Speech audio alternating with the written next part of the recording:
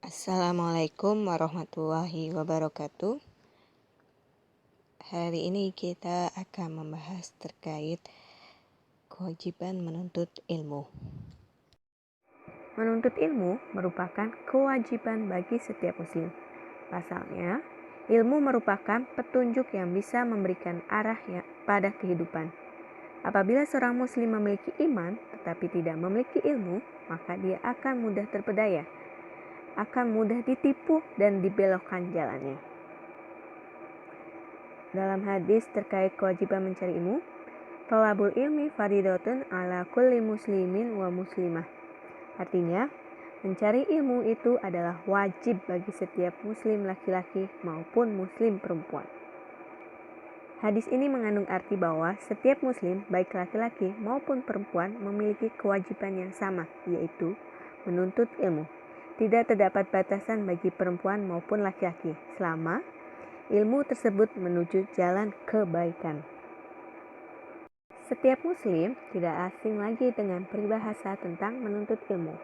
Carilah ilmu sejak dari buayan hingga ke liang lahat. Hal ini menggambarkan bahwa menuntut ilmu itu tidak memandang usia. Dari kecil hingga kita tua nanti kita diwajibkan untuk menuntut ilmu. Bagaimana caranya antum bisa konsisten dalam belajar? Yuk simak video berikut. Hai semuanya, hari ini diperingati sebagai Hari Sumpah Pemuda. Kalau zaman dulu para pemuda berjuang untuk mengusir penjajah, di masa sekarang ini kita harus berjuang untuk mencerdaskan kehidupan bangsa. Nah, berhubung di video tips belajar yang lalu banyak yang request, kali ini kita akan bawain topik gimana caranya supaya kita bisa konsisten belajar. Saya sendiri sampai lulus kuliah dan dapat gelar sarjana masih merupakan pengikut sekte SKS, Sistem Kebut Semalam. Dan ini terus ke bawah setelah lulus, bahkan ketika saya sempat jadi mahasiswa S3. Saya memulai studi S3 saya ketika saya berusia 20 tahun dengan beasiswa penuh. Tapi sayangnya, di semester pertama saya mendapatkan nilai yang sangat jelek sampai-sampai mendapatkan surat peringatan. Waktu itu indeks prestasi saya hanya 1,5 dari skala 5. Padahal untuk mahasiswa S3 kita membutuhkan IP setidaknya 3,5. Nah, tapi di semester berikutnya saya berhasil meningkatkan IP jadi 4,2. Lebih dari 2 kali lipatnya. Dan ketika mata kuliah saya habis, di semester terakhir saya sempat merasakan manisnya nilai A+. Pertanyaannya, apa sih yang beda dari proses belajar saya di semester 1 ketika nilai saya jelek sama semester-semester berikutnya? Setelah dapat nilai jelek dan nyaris DO di semester pertama, saya mulai bertanya-tanya gimana caranya supaya kondisi saya jadi lebih baik. Karena ini seperti mission impossible. Saya sempat kepikiran untuk ngundurin diri aja waktu itu. Toh saya udah dapat surat peringatan dan kayaknya susah buat ngejar nilai ke batas minimum dengan sisa kuliah yang ada. Tapi Afin, teman saya, bilang kalau sekarang saya mengundurkan diri, sedangkan posisi saya lemah, saya bakal cuma jadi pecundang. Afin bilang saya harus buktiin pada diri sendiri kalau saya nggak bego. Setidaknya semester berikutnya nilai saya nggak boleh jelek-jelek amat. Kalaupun nanti tetap di DO, it's okay. Yang penting saya sudah berusaha dan saya tahu kalau saya nggak bego. Nah, di sini saya mendapatkan apa yang disebut sebagai motivasi intrinsik. Apa itu motivasi intrinsik? Dia adalah motivasi yang datangnya dari diri sendiri, bukan karena hadiah atau paksaan orang lain. Jadi di sini saya pengen belajar bukan lagi karena takut di DO, tapi karena saya pengen buktiin kalau diri saya ini nggak bodoh. Motivasi intrinsik ini bikin kamu semangat belajar karena kamu memang pengen belajar. Dan menurut studi, motivasi intrinsik dan proses belajar adalah dua hal yang saling menguatkan. Kalau kamu punya motivasi intrinsik, kamu akan semangat belajar. Dan habis kamu belajar, dari nggak tahu jadi tahu, kamu akan merasa menang, merasa sukses belajarnya. Sehingga kamu pengen belajar lebih banyak lagi. Jadi ketagihan belajar. Jadi, untuk bisa konsisten belajar, kamu harus punya motivasi intrinsik. Bukan sembarang motivasi. Bukan demi orang tua, pacar, atau guru. Tapi karena kemauan kamu sendiri. Misalnya kamu pengen jadi insinyur untuk bikin roket ke Mars supaya bisa ngelihat bentuk bumi itu sebenarnya kayak apa. Karena kamu punya kemauan ini, kamu jadi lebih semangat dan lebih rajin belajar fisika. Tapi motivasi kan naik turun ya. Gimana kalau ternyata motivasi kita itu datangnya masih belum dari diri sendiri? Atau mungkin kita nggak punya motivasi sama sekali. Kuncinya adalah memulai. Ada nggak ada motivasi, tetap mulai belajar. Dan cara paling sederhana untuk mulai belajar adalah dengan 20 second rule. Dalam 20 detik pertama sebuah aktivitas, singkirkan semua gangguan yang bisa bikin fokus kamu buyar. Jadi waktu itu kalau saya mau belajar, saya akhirnya datang ke perpus, ambil buku pelajaran, dan masukin HP ke airplane mode. Di situ saya akan mulai baca dan coba ngertiin si pelajaran ini. Kalau saya ketemu istilah-istilah yang saya nggak ngerti, baru saya buka internet. Pada saat pertama membentuk kebiasaan belajar, mungkin fokus kamu cuma tahan 10 menit, 5 menit. Atau kalau kamu kayak saya yang pikirannya lompat ke sana-sini, mungkin kurang dari 5 menit. Tiba-tiba aja fokus kamu buyar. Keinget sama video-video lucu di internet. Atau pengen buka Instagram. Nah, segera setelah kamu sadar bahwa fokus kamu teralihkan, kembali lagi fokus ke pelajaran. Distraksi memang selalu ada. Tapi kita harus melatih otak kita supaya bisa kembali fokus secepatnya. Sabar dulu, tunda hingga kira-kira 25 menit. Setelah itu kasih 5 menit istirahat sebagai hadiah buat diri kamu sendiri. Di situ kamu boleh buka Instagram, lihat video lucu, sebelum akhirnya belajar lagi. Dan ini adalah dasar dari apa yang disebut sebagai teknik Pomodoro.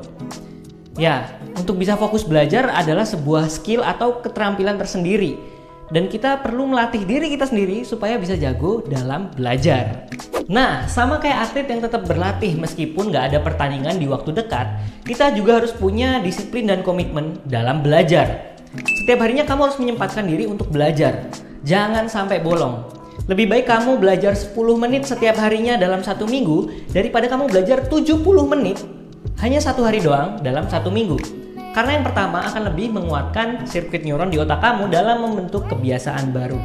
Saya kan awalnya SKS juga, tapi setelah semester pertama yang hancur, saya mulai berpikir banyak materi pelajaran dan PR dan itu harus dicicil.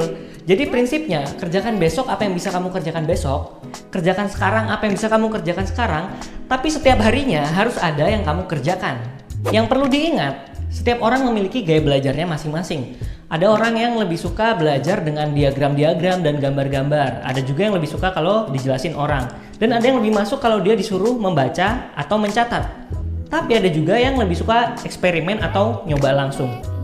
Nah, kamu harus cari gaya belajar yang cocok sama diri kamu. Kalau saya sendiri dari hasil kuesioner VARK, itu seseorang yang multimodal. Artinya saya bisa mengombinasikan berbagai gaya belajar. Meskipun gaya yang paling dominan adalah kinestetik. Kamu bisa cek link yang ada di deskripsi kalau mau ngetes. Emang sih kuesionernya dalam bahasa Inggris, cuman kamu bisa pakai Google Translate buat menerjemahkan. Oh iya, untuk gaya belajar ini nggak ada gaya belajar yang terbaik. Karena ini soal kecocokan untuk setiap orang. Nanti kalau kamu sudah punya disiplin dan sudah jadi kebiasaan, belajar itu bukan jadi sesuatu yang sulit lagi. Tapi kamu harus punya menu yang pas supaya prestasi kamu bisa maksimal. Menu ini penting, baik kalau kamu belajar di kelas, belajar sendiri, atau belajar sama teman. Nah, di semester pertama, saya nggak pernah baca materi pelajaran sebelum datang ke kelas. Tapi di semester kedua, saya nggak pengen datang ke kelas dengan kepala kosong. Makanya saya baca dulu materi pelajarannya dan saya garis bawahin apa yang penting dan apa yang saya nggak ngerti. Supaya saya datang ke kelas itu tahu apa yang mau saya pelajarin. Sebelumnya, kalau di kelas, saya cuma diem aja atau internetan atau malah tidur. Tapi ternyata dengan melibatkan diri kita di kelas, pelajaran tuh jadi lebih masuk. Kalau misalnya guru atau dosen ngasih pertanyaan ke kelas, jangan ragu buat ngejawab. Salah pun nggak apa-apa, karena lebih baik salah di kelas daripada salah pas ujian kan.